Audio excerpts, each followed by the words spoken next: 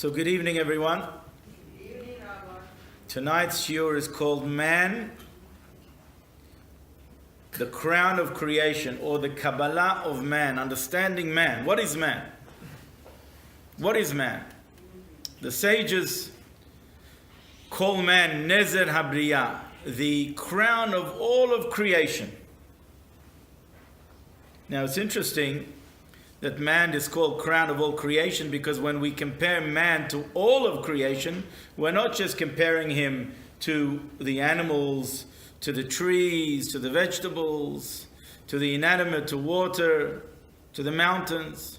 We're even comparing man to the celestial beings, to the angels, to the spheres, to the stars, the constellations.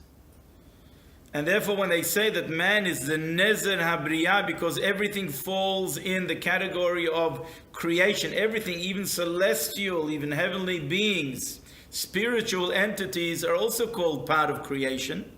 And therefore when the sages crown man as the crown, the Nezer, the crown of all of creation, they obviously mean that he is the crown, the essence, the apex, the pinnacle of all of creation, including the higher realms. That's very interesting. If you were to tell me just that man is the crown of creation in this physical, mundane world, then I would understand. But to be able to say that man is the crown of all of creation, including the celestial beings, that needs to be understood, that needs to be explained. It is clear the centrality of man within creation, and we see this in two ways. We see this that when God created man, he created him last. Why? To find a ready world, a world that is complete, for man to be able to fulfill his function. Le'ovda u'leshomra, as the Torah says, le'ovda, to serve and to guard. The minimal mitzvot that man had at those times, the objective of man when he was created was to be able to live and to function within the world, to recognize godliness within every aspect of the physical and the mundane, and to utilize it for that purpose, for that goal. So the whole world was created for man. This is the reason why man was created last. That he finds a ready world to be able to fulfill the functions that he needs to fulfill. And the second is, there is a stark difference between the creation of man and the creation of the world. When God created the world, he created the world with 10 utterances, with the utterances. And God said, let there be light. And God said, let there be such, and let there be such, and let there be such. Which means that, symbolically speaking, the Almighty created the world through something similar to the way we understand speech, how we understand speech and man. What is speech and man? Speech and man is a tool that bridges between me and who I speak to, between someone outside of me. It's not healthy ordinarily to speak to yourself. If you do, I know someone who can help. Let me know, and I will refer you to him. Generally, when we speak in order to communicate my thoughts, my feelings, my desires, my requests, my commands, if I'm a king or a position of power, to others. So it's a bridge. But yet, as we discussed on other occasions, speech is limiting. It will always limit and will always conceal what it is that I'm feeling, what it is that I'm thinking. It reveals a little bit, but it conceals more than what it reveals. Because speech ultimately is much more limited. It can never properly express what I'm thinking and what I am feeling. If a person for example, is extremely excited by marrying off his only child, the emotions engulf him. Even if years were to pass and he was to express it in words to someone, he will never be able to capture the true feeling that he or she were feeling. It's impossible. So it reveals something, but it conceals more than what it reveals. So too with the creation of the world. The creation of the world is the act of revelation, but in fact it conceals more godliness than what it reveals. And the fact is, when we look around, we don't see godliness. Godliness is not a physical, tangible reality to us. We have to understand it. We perceive godliness with our mind, but it's not. If you were wise, you were to see that the movements and the activities of the world must have a creator, must have something that moves it and shakes it and etc. and controls it. So speech is somewhat limiting. So therefore we see that when God created the world through speech, it was an act of revelation, but a minute act of revelation, more concealment than revelation. Secondly, the concept of speech is something that is extremely external to me. It is not my feelings. My feelings are much more intimate with me, and it's certainly not my thoughts. My thoughts are even more intimate than my feelings.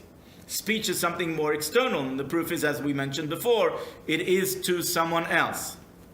Therefore, the concept of speech, when we speak about speech in reference to God, we're talking about something extreme, external revelation of godliness.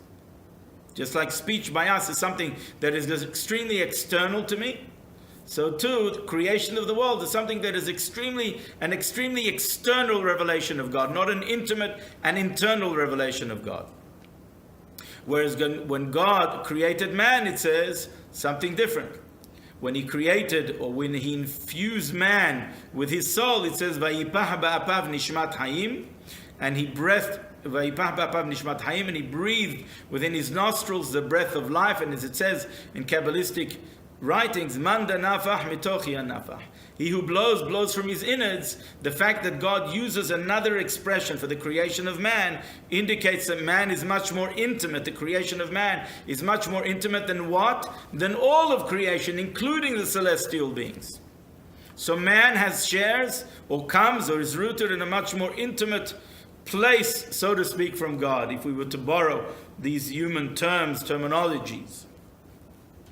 So we see a stark distinction between the modes by which God created the world and the mode by which God created, or the apparatus or the tools that he used, so to speak, or the type of revelation that he used to express the creation of man. So therefore, in the onset, we understand the centrality of man in this whole universe, including all the celestial and spiritual beings.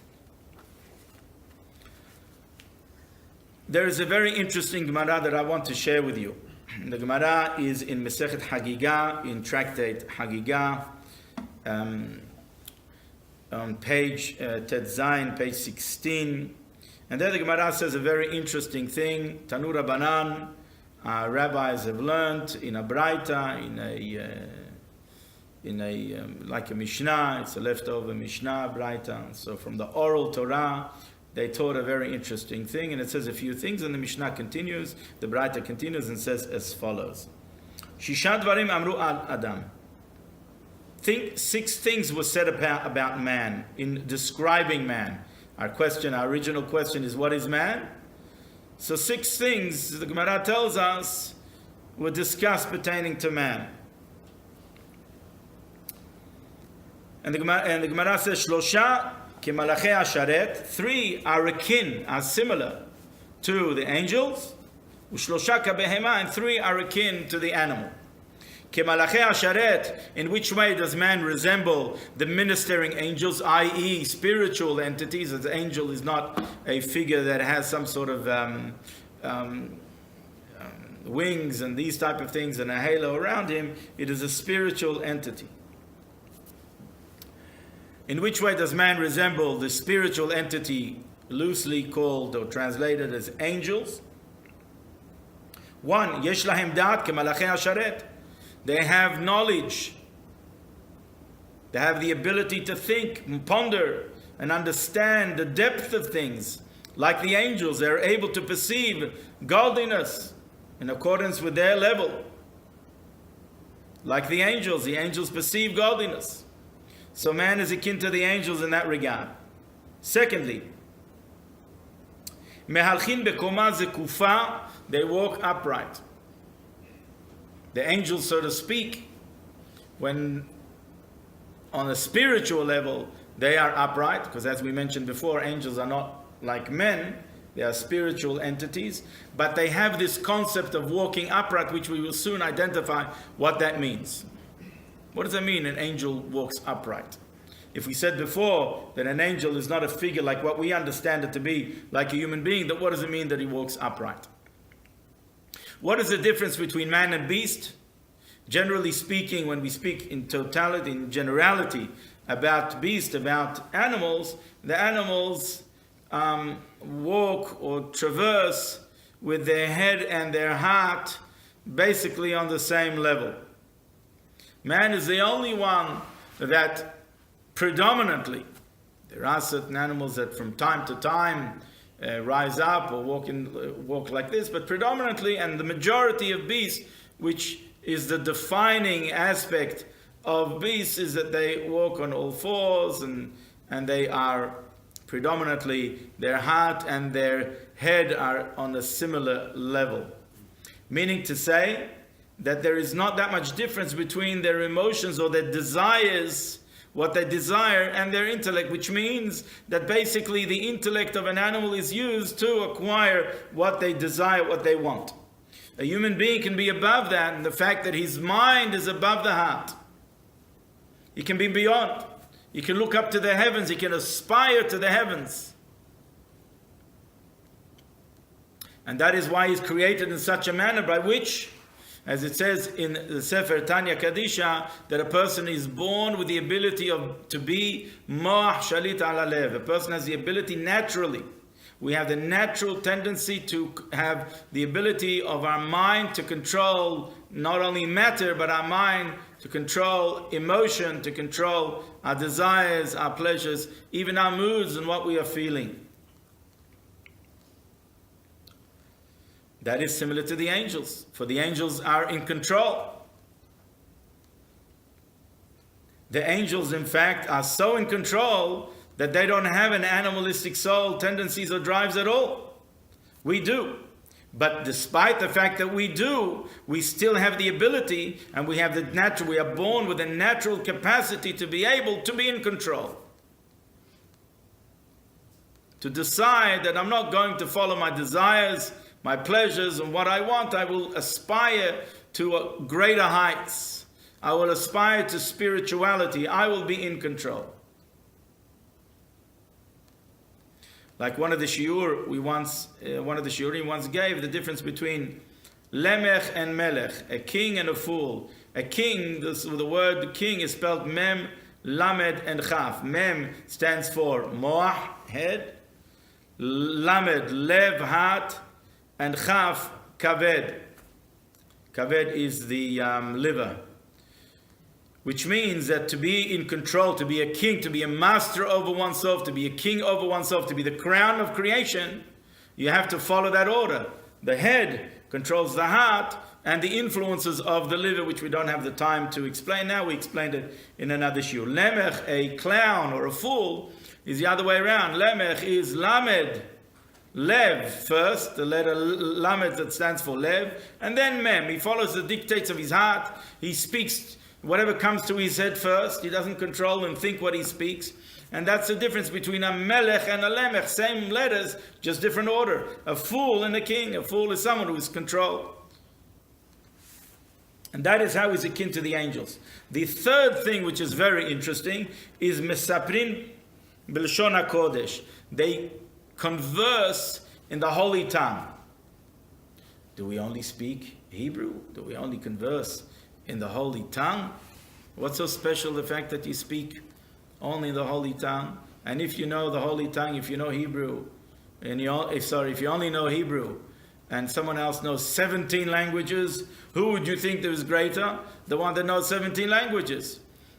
Why is it that he who knows Hebrew, he who speaks Hebrew, he has the capacity, man has the capacity to speak the holy tongue, that equates him to the angels.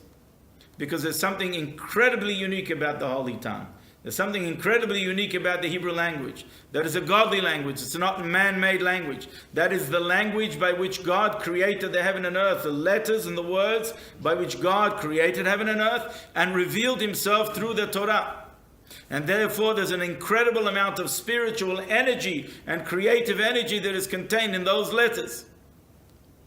And for this reason, man, when he was created, was endowed with this knowledge of the energy that comprises every creature. He was able to name it by its name because he understood that those letters, the configuration of the letters in the particular order is what creates them, so to speak, what invigorates them. Those letters contain spirituality, spiritual energy, creative force, and they are the letters by which God instilled in the world to enliven the world. The 22 letters of the Hebrew alphabet. And for this reason, man was able to name all of the creatures in accordance. He didn't just give them a name. Oh, you look like such and such. You look this, you look that. He didn't give them descriptions. He gave them the name that represents the very essence, the very core. Because in the Hebrew language, those names represent their energy. Those letters represent the energy that define who they are. And that is why the Hebrew language is a very important concept. And in that way, man is akin to the angels, for the angels know the spiritual root of things.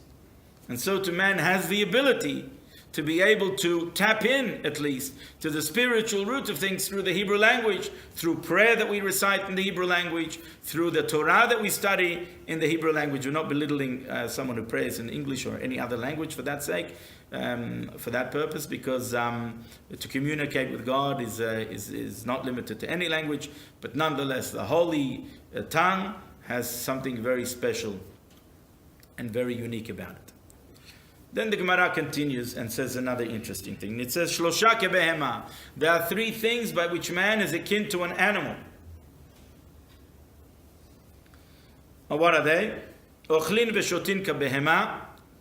Man eats and drinks like an animal. In other words, bodily needs. We have bodily functions, unlike an angel. Parin v'ravin kebehema. We reproduce like an animal, for the world to be populated and to continue the continuity of man, like the continuity of animal in that regard. Those two things are not necessarily bad things, but that's not what lifts man up from the animal, so to speak. An animal can also do that. Does do that. An animal also eats and drinks. An animal to exist. An animal also reproduces. And what's the third thing? Third thing is motzi'in re'ika behema. They produce waste like an animal. It's interesting that was one of the things that was chosen, because the angels don't produce waste. Man can overeat. Man can overindulge. But also the concept of waste is taking the good from the bad. And that is one of the objectives of man. You can overeat and damage yourself and produce a lot of waste which has no benefit to you, no benefit to the world.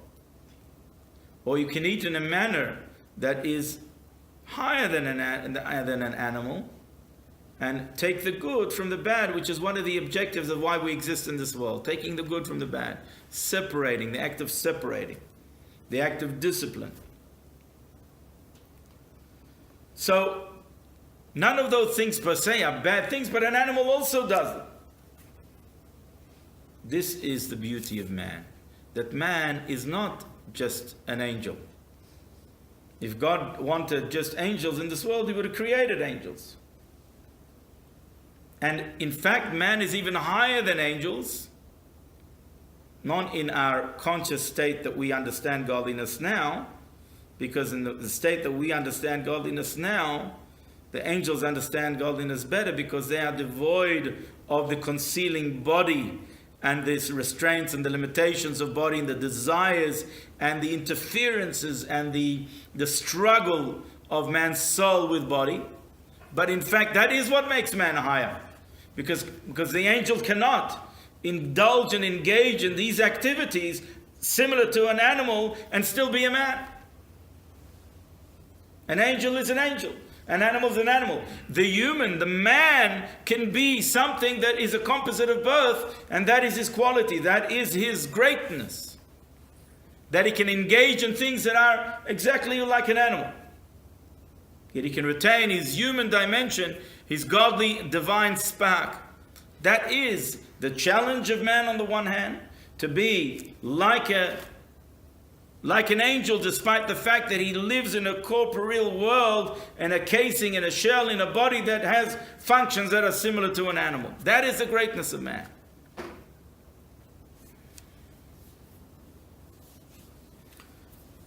So the creation of man and the greatness of man is not specifically not being an angel, because in fact man is a fusion and is a bridge between heaven and earth.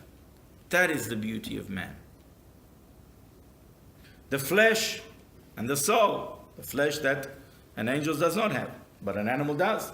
Yet a soul. Good and evil, of which an angel does not have. Reason, logic, yet emotion, humanity. Not just reason, not just cold, calculated reason and logic. Humanity, heart, feeling, sensitivity, care, compassion. Man is not one without the other. Man cannot be whole and complete to be one without the other. You need all of those dimensions. All of those dimensions, including the animal dimensions, makes us who we are. Not picture perfect. We are not picture perfect. The angel is picture perfect. Like a picture, you take a picture, it's exact replica of the person, the image. Exact. Yet for a picture of a flower, how much is the going rate in Harvey Norman? Aaron? What's the prints going now today? 7 cents? How much? 5 cents. They're gone down. 8 cents. You haven't been shopping for the deals, Sam. 5 cents a print. But if someone who's talented paints you a beautiful flower, you go to an art gallery, how much are they worth? How much is that pot of Van Gogh worth? With those flowers? Depends on the quality of the artist, right? Yeah, Van Gogh, I'm saying. How much does that pot of Van Gogh, is that famous pot with the flowers, no? How much does that go? Couple of million? 1 million? Couple of millions. Here you have the expression, the feeling. The feeling of man is invested in that. That's the greatness. That's the difference between an angel and man. We're not perfect. By no stretch of the imagination. We're no angels. We are human. And that is the beauty of man. Like a portrait, like a painting. It's not perfect, it's not exact replica. But there's an expression of myself. An investment of something that is unique. My work, my toil, my challenges, my feelings, my interpretation of things, my imagination. That is the beauty of man. That's why you pay so much for that painting.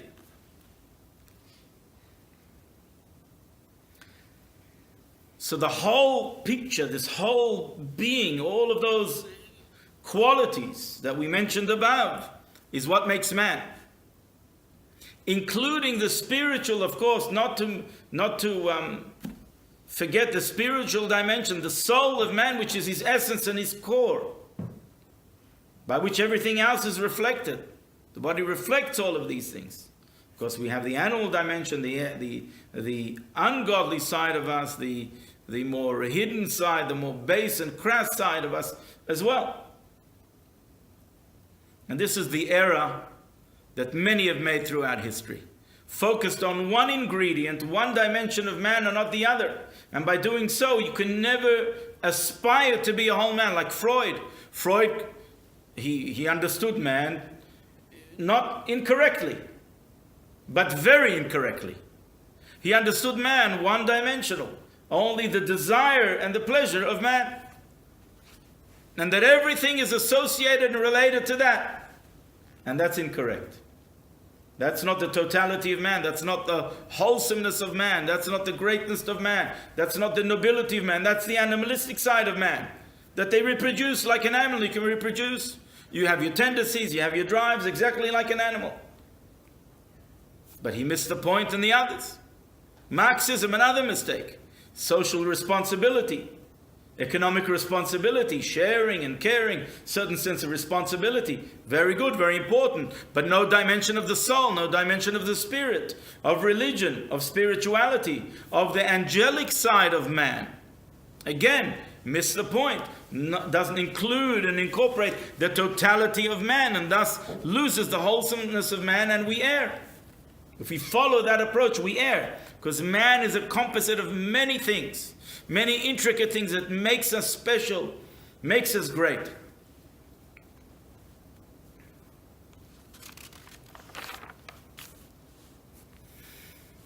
So the tension that exists between the angelic side of us and the animal side of us, the toil and the effort that we must place to get the right balance, because man is not just religion also. Man is not just spirit, he's got a body. And for good reason he has a body. If God wanted you only as an angel, he would have created you only as an angel, without a body, without a physical side to you. The struggle, the toil, and the effort to climb higher and aspire to spirituality, despite the fact that we exist in a corporeal world and reality, is the nobility and the greatness of man. And to bring all of those together, and to not isolate ourselves and go to the Himalayas and meditate there all of our lives, but rather live in the world. Live in the world, because that's what God wants of us. Be in a body. You've got that animal side to you as well. That could be utilized. That could be harnessed. As the sages tell us, Rav Tvuot b'koach shor. An ox has a great power and strength. And in those days when they didn't have machines, how did they till the earth? They used to take a yoke and put it and strap it onto a ox, and by the strength of an ox, it would break and till the earth in order for you to be able to soften it so you can plant a seed. Can you imagine if you did it on your own without the strength of an animal, power of an animal? How many times more the strength, the endurance, the ability to go on? 10 times, 20 times, 100 times that of a human being? Something in that vicinity. So through the power of that ox, through the power of the beast, through the power of the animal, you can achieve a great deal. And that's exactly and precisely what God wants us to achieve. We're going to discuss that on a deeper level now. In the writings of the Holy Arizal, specifically in the book Etz Haim, the Tree of Life, and Otzrot Haim, which is basically a synopsis of the Etz Haim, speaks about how God created the world. How did he contract or conceal himself and create a mechanism of concealment and contractions and an order of descent into this world by which you have pure spirituality, godliness that is unlimited, and a finite physical world. And he goes and he speaks about it at length.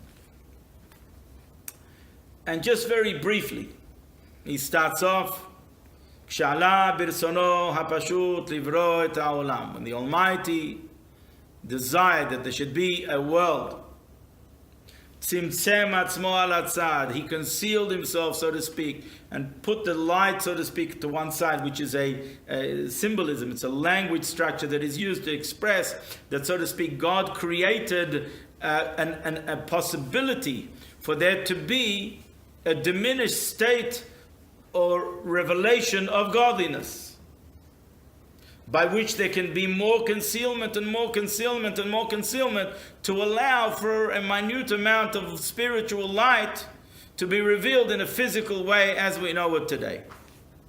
That gives me life, but is so concealed that gives me free choice as well. The ability to err. The ability to, God forbid, even deny God, God forbid. In order to allow me free choice. After the concealment, the first, what's called in Kabbalistic terminology, world or sphere or spiritual level or concept is called Adam Kadmon, premortal man. That's what it's called. It's interesting. We know that there are 4 worlds. Generally, we've discussed this before. Atzilut, Bria, Yetzirah, Asiyah.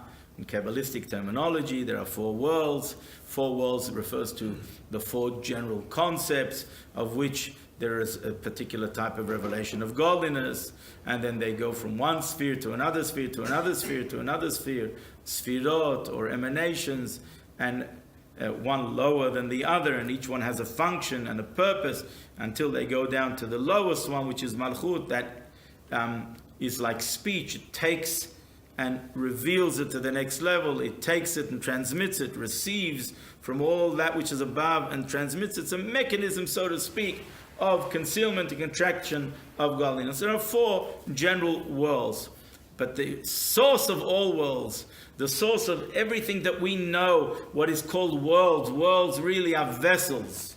There is a concept in Kabbalah called light and vessels. What's the difference between light and vessel? Light is a revelation. Vessel is a concealment. A vessel contains, conceals, shapes that which you put in it, correct?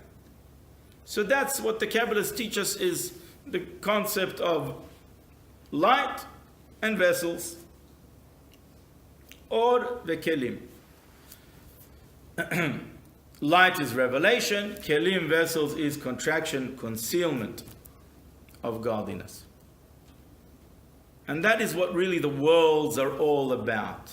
A receiving of the light of godliness and concealing it in a particular manner, shape or form, not in the literal, but in a particular type of manner by which it could then go further to other levels and then ultimately create other entities until this lowly physical world is created.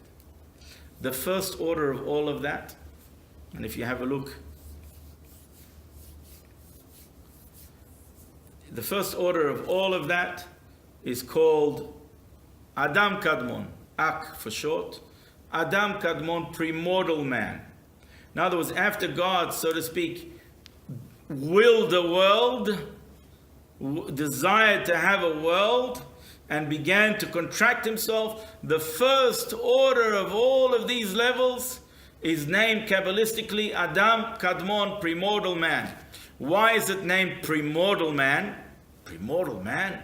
It's the highest revelation in all of these worlds. It's the beginning of everything. It's called in Kabbalistic terminology Keter of Keter, the crown of all crowns, which is the highest world or emanation or the beginning of everything. It's so subtle, it's so powerfully spiritual that there's not recognized any concept of what we explained before as vessels or any concealment. That's called Adam Kadmon, premortal man. Why is he called premortal man? After man, down here. Because as I explained on other occasions, the end result is always a product of my first thought, correct? When you desire something, when you want something, the end result reflects what that original thought was, correct? Then we understand why the first thing, the first revelation, or the highest level of that order is called premortal man, because that's what God desired ultimately. It's not just the world. God desired man, and therefore He created a world around man to serve man, so to speak. And the reason why it's called premortal man is because because man is a bridge between heaven and earth, between light and vessels that contain and conceal. That's what man is. And in fact, the way we are revealed, the way we are, like the Gemara, we are a composite of spirituality and physicality. We are akin to the angels and we are akin to the animals. And in fact, we have a soul that is even higher than all of the angels, the highest of angels.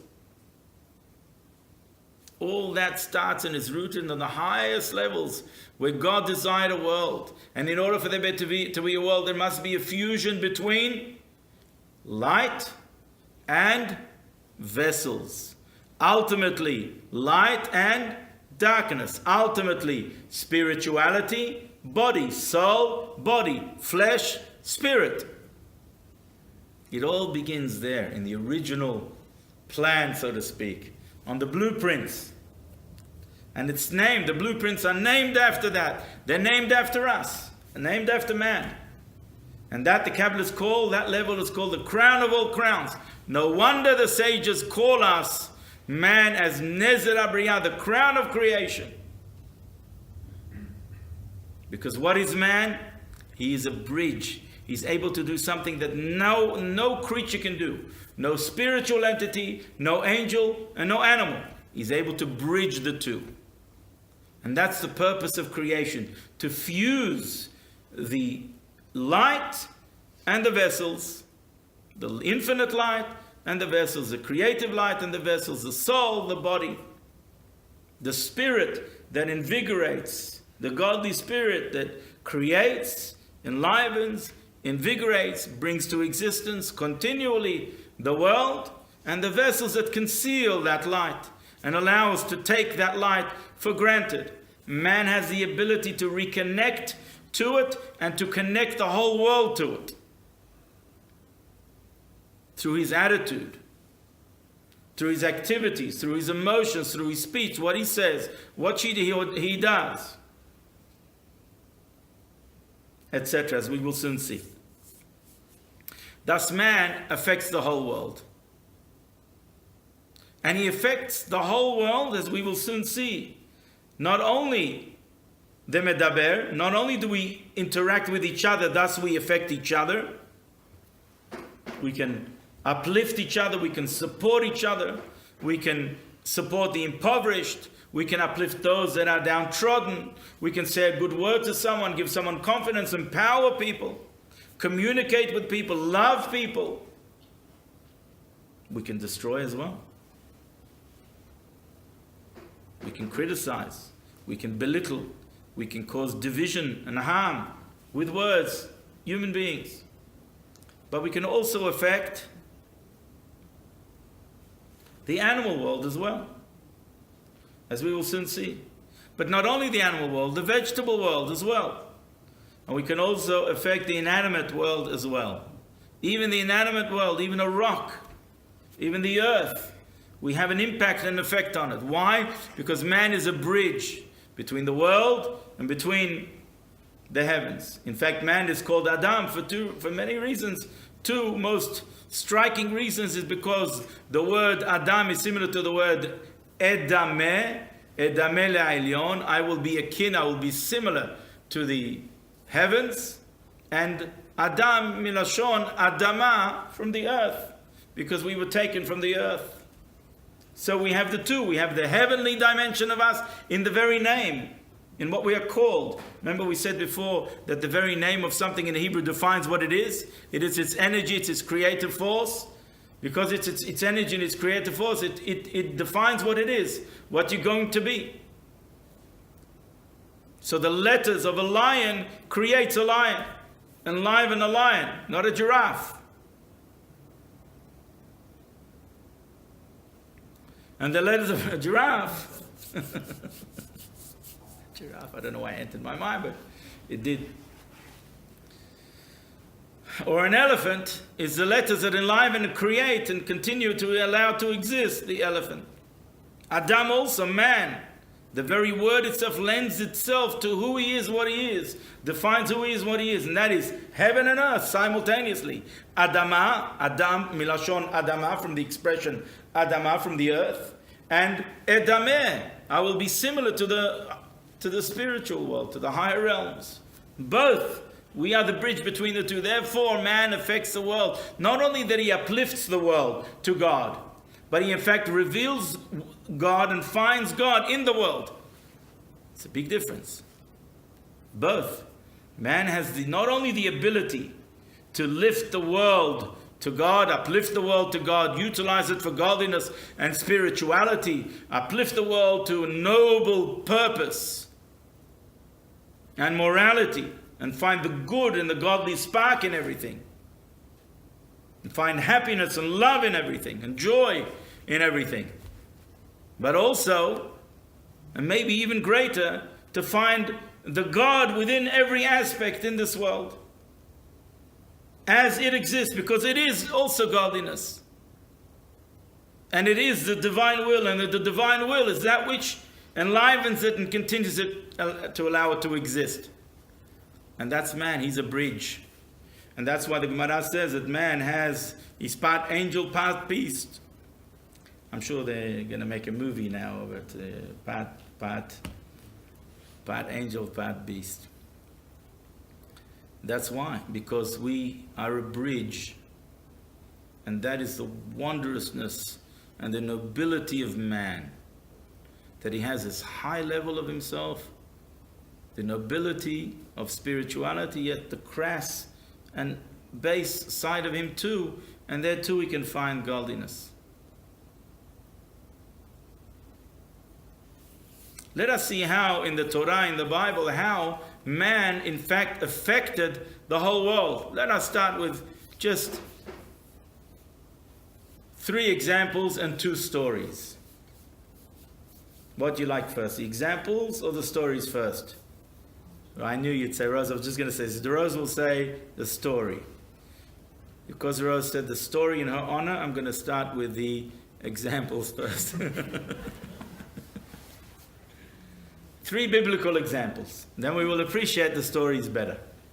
Let's start with Adam. What happened with Adam when he sinned? Arura Adama ba'avurecha. Cursed is the earth because of you. No longer will the earth produce as it produced. Kotz v'dardar. It will also produce byproducts, waste, thorns and thistles. B'za'atapecha tochal lechem. You will eat bread by the sweat of your brow. It's not going to just automatically come up.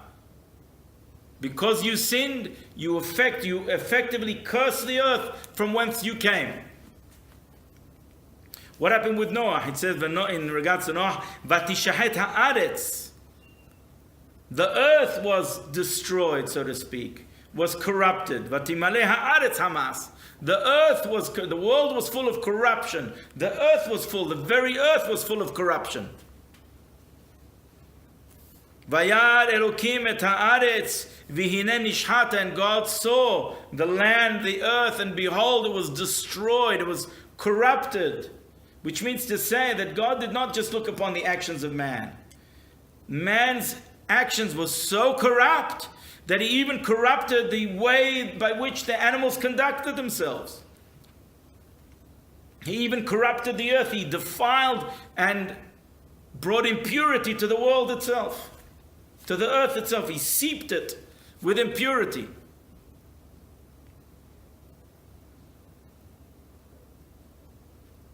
And we will soon see an interesting example of this. Ki ishhit kol basar et darko haaretz. Why? Because man corrupted his way on earth. And because we are this bridge that bridges between heaven and earth, that we can bring earth to heaven and heaven to earth, or we can, God forbid, descend to the earth, to the animal, and cause a disruption and discord and division between godliness and the source of the life and life source of this world, and corrupt the very earth itself. Even the inanimate, even earth, not only the human, not only the animal.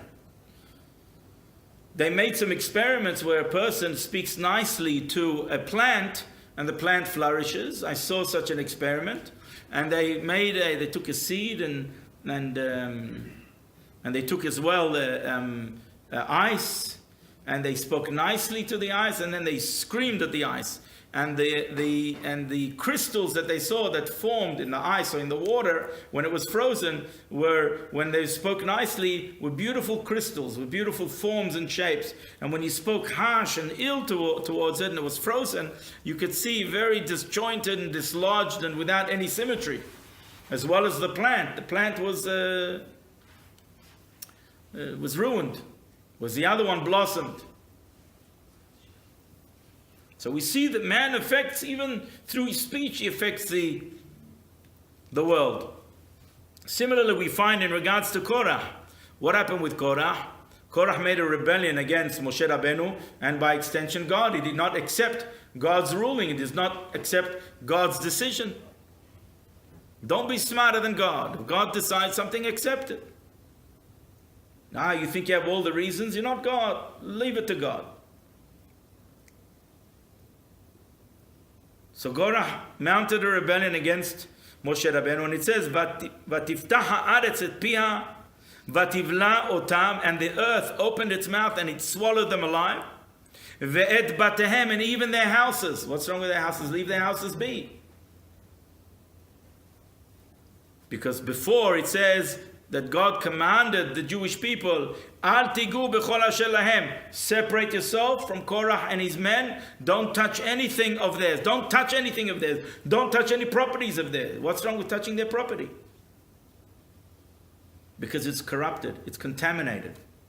It's seeped. It's absorbed the impurity, the hate, the division, the strife, the discord.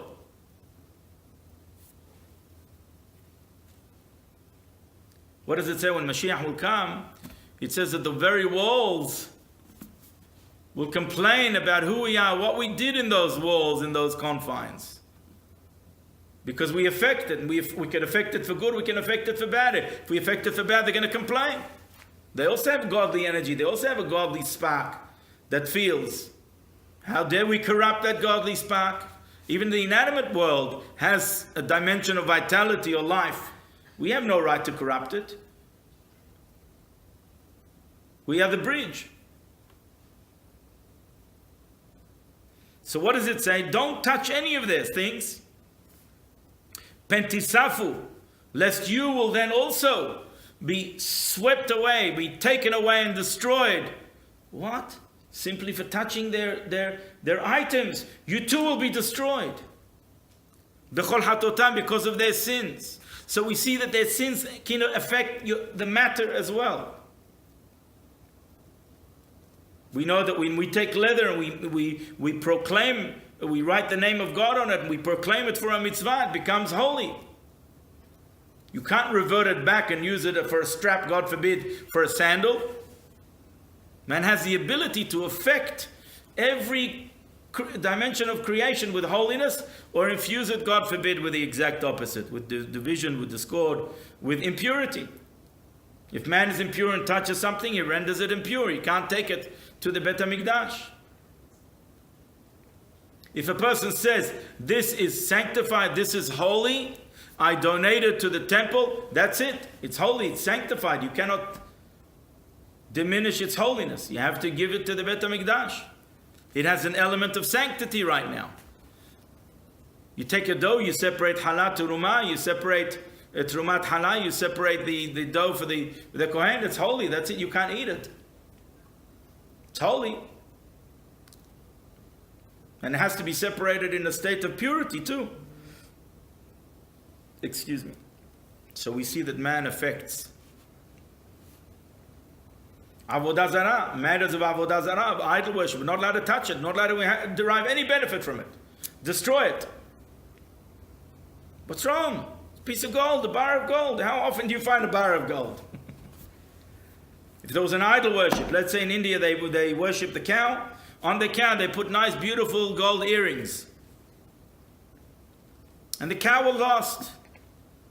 Nobody owns the cow. So you know it's an idol worship cow because, I don't know, it's got a sign on it. All right, I'll take the earrings, the gold earrings, the gold nose rings. That's worth a couple of bucks. Let me take that. Or it died on the street and whatever. Nobody took it, and it's associated with idol worship. Let me take it. Not allowed to touch it. Why? What's wrong? It wasn't used for idol worship. It's an accessory. It's an earring to the idol worship. What's wrong? It's imbued. It absorbed the actions and the activities of those that worshipped it. And I'll tell you two interesting stories, and with that we'll conclude an interesting example of that. Rabbi Yaakov ben Rabbeinu Asher, the famed scholar who wrote the Tur, Rabbi Yaakov ben Haturim, who wrote a compendium of Halakha. He was the son of the Rosh, Rabbeinu Asher. Rabbeinu Asher was a great scholar who is of German descent. He was a great rabbi in Germany, but he had to flee, and he fled to Spain, and he became one of the great chief rabbis of Spain, together simultaneously at the same time of the holy Rashba. The early Rishonim, the early halachic authorities, giants. And his son, Rabbi Yaakov ben Haturim, was traveling with another Jew. And on the way, all of a sudden, this other person decides that he wants to murder this great rabbi. And he says, listen, these are your last moments. Prepare for your last days your last moments on earth. I'm about to kill you and take your belongings. Rabbi Yaakov was very composed. And he said, no problem. No problem. But don't do it now. Wait till we pass this area. Just allow me to compose myself. Just allow me to say some prayers. I don't want to die in this vicinity, this area. Sure enough, they passed this area, and all of a sudden, the man who was to be a murderer broke down in tears, and he said, I don't know what overcame me. I beg your forgiveness. And he started to cry, please forgive me. And Rabbi Yaakov ben Haturim explained to him, I knew that. And that's why I asked, don't kill me in that particular place. Wait. Because I know that in a particular place, people were murdered in that particular place. And since people were murdered in that particular place, I understood that the whole area, that whole vicinity, absorbed the hatred and the crime. And therefore, that area wasn't conducive to spirituality. It was conducive to the exact opposite. And that's why I asked you to wait. I'll give you another example. One time, a particular rabbi came to visit a particular town, and he stood in a corner and he began to pray. And he prayed like he never prayed before in his life. With such intensity, with such feeling. Even Yom Kippur, he never prayed like that. And he came to the rabbi of the town, of the synagogue, and he asked him, tell me, Rabbi, something special, something extraordinary happened to me. And when you feel extremely spiritual, you know it. It's not something that happens every day. We wish it happens every day, but even if it happens every day, if you feel something that is tenfold what you feel every day or what you feel on Yom Kippur, it arouses your interest. Why? So he asked him, is there something unique about the synagogue, this place? And he says, where did you pray? And he said, I prayed over there. And he said, when the Gaon of Vilna, the holy Rabbi Eliyahu of Vilna would come and visit this town, that's where he would pray. And this is going back decades. Yet the effect, when the Gaon of Vilna prayed, he prayed with such intensity, with such spiritual force, with such union and communion with God, that he affected that whole area. And therefore, anybody who stood in that place was so captivated by the feelings and the emotions that were absorbed in that place, to the extent that decades down the track, still had an impact. And many are such stories of great tzaddikim, great righteous people who had a particular clock or who wore a particular garment, or the story's gone on and on and on, by which we see that man has the ability to affect the whole world. Not only each other and not only relationships, but everything, even inanimate objects, even the walls. And that is the uniqueness of man. That we are able to be the bridge because God so desired, and specifically and particularly because we have that inner turmoil. We have the two dimensions, the earth and the heaven. That's what makes us who we are. That's what makes us whole, providing that we attempt and try and work on ourselves and to spiritually grow, to fuse the two together, to uplift the physical dimension, to recognize the godly spark that exists in every physical thing, to be that bridge. That's what makes man wholesome. That's what makes him whole. That's what defines him, and that's what makes him even above the angels. And that is why he's called the crown of creation. Okay, stop here.